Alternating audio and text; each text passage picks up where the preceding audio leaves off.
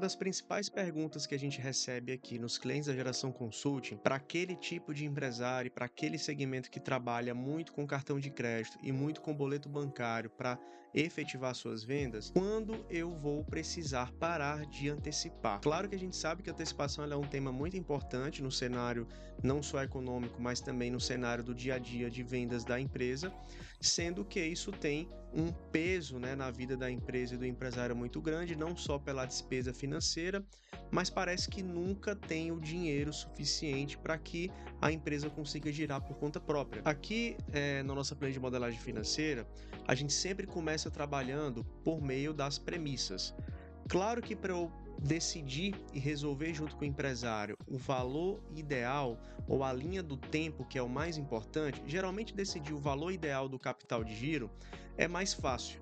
Mais difícil é projetar isso em expectativa. Isso gera gatilhos, né, de insegurança do negócio, quando é que eu vou sair dessa situação, dentre várias outras perguntas. Quando a gente fala de definir valor e também em antecipação, isso anda junto, por quê? Porque a razão de ser de eu precisar de antecipar um recebível financeiro, por exemplo, deriva da falta de capital de giro que a empresa ela tem. Então, para eu precisar antecipar, é porque o meu volume financeiro de venda está alto comparado com aquilo de caixa que eu tenho no meu negócio. Tem duas situações que geralmente o capital de giro se faz importante, né? Que principalmente para quem está crescendo muito, para aquela empresa que o cara está crescendo muito, não significa que ele está com um caixa ruim ou déficit de caixa. Apenas ele está utilizando muito caixa e girando muito caixa ao ponto de que aquele caixa que ele tem hoje tem que dar sustentabilidade àquele crescimento de faturamento. Quando eu tenho uma empresa que trabalha muito com boletos bancários, onde os prazos são 60, 90, 120, e praticamente boa parte da representação do faturamento do negócio é praticamente 100% a prazo, esse capital de giro, é muito fácil eu calcular que o capital de giro vou calcular aqui 3 meses de empresa, 2 meses. Não é assim de fato que a gente faz a conta. Essa é a conta mais fácil. O problema está em saber identificar esse número quando eu tenho uma projeção ou expectativa de crescimento grande. É muito fácil eu fazer uma conta de capital de giro, prazo de estoque, recebimento, pagamento e etc. Aqui na planilha, quando a gente projeta, por exemplo, as receitas de uma empresa, nos determinados períodos de tempo, tá? Colocamos aqui a expectativa, vou até mudar aqui o exemplo, vou considerar que essa empresa é uma distribuidora que ela faz 20% à vista e 80% desse faturamento a prazo para o cliente, ou seja, boleto. Ela tem esses níveis de prazo médio de estocagem, de recebimento e de pagamento, ou seja, prazo médio de estocagem PME 21, prazo médio de recebimento 60 e prazo médio de pagamento 30, que significa dizer o que na prática? Que praticamente 80% do faturamento só recebo em média daqui a 60 dias, eu vou rolando essa conta, que já é algo normal dentro da empresa. Então aqui na nossa planilha de modelagem financeira, com base nessas três resultantes, né, nesses três indicadores, você consegue já ter uma expectativa do que seria o seu ciclo financeiro, o seu giro de caixa e seu NCG ideal. Esse NCG ideal é aquela conta que a gente precisa ter, por exemplo, essa empresa do estudo de casos em questão, R$ 678 mil a cada giro, por exemplo, de 51 dias, para que ela consiga liquidar suas contas sem ter problema nenhum. Mas tem um outro indicador que eu vou mostrar para vocês aqui, embasado nesse estudo de caso, que quando a gente faz todas as projeções financeiras de despesas, de custos, de financiamentos, empréstimos, nós geramos uma expectativa de uma DRE, que é puramente uma projeção orçamentária. Em quanto tempo eu vou precisar estar me refinanciando? E é um outro tipo de cálculo utilizando, por exemplo, as premissas da modelagem financeira, o orçamento empresarial, que está integrado com os demonstrativos, tá? E uma fórmula de cálculo que seria exatamente essa daqui. Em tese, pessoal, olha só que interessante. E não significa que a gente não vai usar o valor inicial do capital de giro, tá? Porque aquela métrica também ela é importante quando a gente faz em reunião, por exemplo, mensal de resultados ou trimestral, para fazer a separação dos dinheiros. Aqui, dessa fórmula, é uma perspectiva, que é uma projeção de necessidade de capital de giro para parar com antecipação. Dado o estudo de caso, eu tenho um faturamento a prazo, vou botar aqui de 80%, como eu coloquei lá na premissa, tem um prazo médio de recebimento de 60, e aí eu tenho os prazos, né, das janelas mensais, 30, 60, 90, 120 até 360, que dá os 12 meses, tá? E aqui eu vou começar a fazer essa fórmula. O que seria essa fórmula? Capital de giro necessário para aquele tipo de operação. Seria o faturamento a prazo mensal vezes o PMR dividido por 30. O capital de giro necessário seria 994 mil. E assim sucessivamente. Essa fórmula já está puxando aqui da projeção de receita bruta. Você vê que esse cliente em específico, ele está crescendo de forma constante, porque ele está em fase de crescimento. Não significa que a conta dos 678 ela está errada, pelo contrário, ela está certa, e é uma métrica para se fazer, sendo que eu preciso entender o contexto.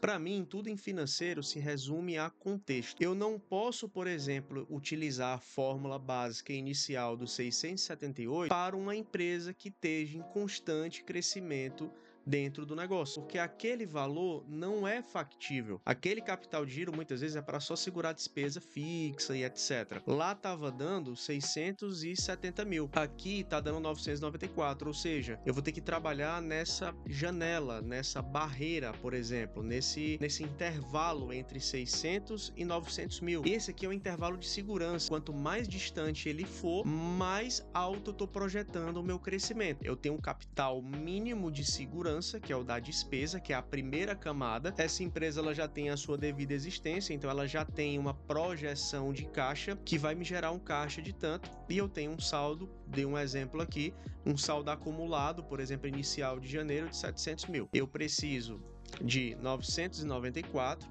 mas eu vou receber 692, por exemplo, e tem um caixa aqui acumulado. Então, Lucas, vou precisar de capital de giro nos próximos 30 dias? Não vou precisar, porque eu vou ter saldo bancário. Talvez esse saldo bancário, por mais que a conta esteja positiva, tá?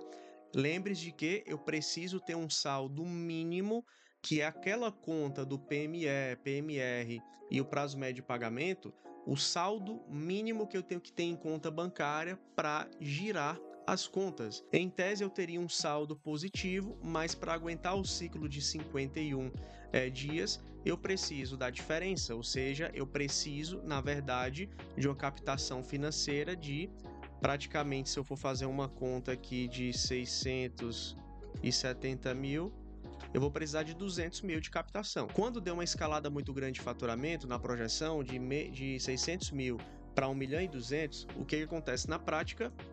Eu vou estar precisando de um capital de giro balizado em 1 milhão e 900, porque eu preciso pagar a produção, que eu pago mais cedo, eu preciso me estocar, isso é importante, por isso que eu preciso ter um montante variável com esse crescimento, mas no mês de fevereiro eu só vou ter 250 mil reais, por exemplo, de caixa. E o que é que significa? Ter um saldo acumulado, mas eu estou negativo.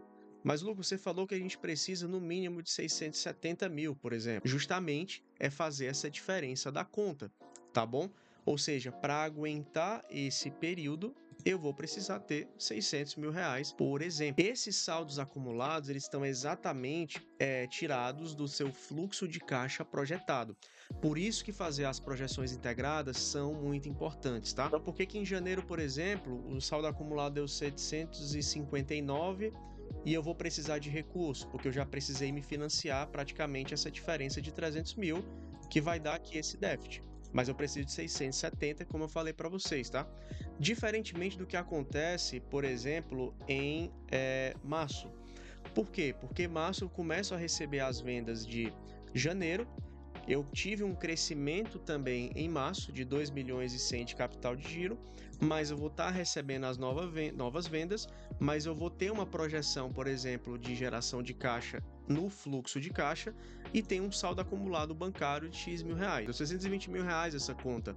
Qual é o nosso teto? 670. Essa é a parte mais importante para ter no planejamento. Beleza, eu tô vendo que a venda à vista tá mais complicada e agora eu vou precisar me financiar um pouco mais. E aí eu vou começar a criar, pessoal, grau de sensibilidade a essa análise.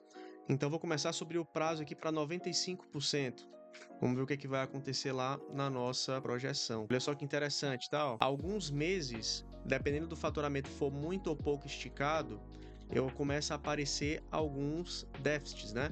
Que não tinha antes. Então, por exemplo, aqui eu tenho uma evolução muito grande, ó, de faturamento. Aqui eu tenho uma evolução mediana, não preciso de tanto porque a venda antiga já me dá sustentabilidade. Daqui para cá eu já tenho um crescimento quase de 1 milhão também, ou seja, eu preciso me financiar praticamente em um valor factível para que eu consiga aguentar passar por esse período. A resposta que esse cálculo vai dar para a gente, pessoal, é o seguinte: eu não vou precisar de capital de giro para fazer as minhas antecipações, mas eu vou precisar de capital de giro para dar sustentabilidade ao meu negócio. Geralmente, ó, se o prazo dele mudar para 100%, ele já começa a ter mais problemas por conta da escalada de faturamento. Por isso que não adianta muitas vezes a gente crescer tão rápido e tão forte, apesar de ser bom.